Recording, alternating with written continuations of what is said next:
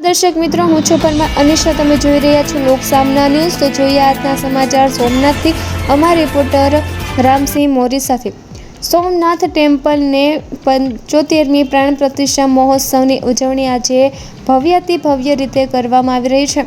દેશના પ્રધાનમંત્રી નરેન્દ્ર મોદીની ઉપસ્થિતિમાં યોજાઈ રહેલા આ ઐતિહાસિક પ્રસંગે સમગ્ર સોમનાથ ધામ દેશભક્તિ અને આધ્યાત્મિકતાના રંગે રંગાઈ ગયું છે.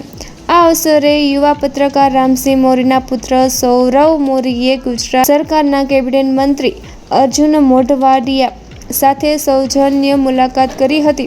આ મુલાકાત દરમિયાન સોમનાથ મહોત્સવની ભવ્યતા, યુવાનોની ભાગીદારી અને સમાજ જીવનમાં સકારાત્મક પત્રકારત્વની ભૂમિકા અંગે ચર્ચા કરવામાં આવી રહી હતી.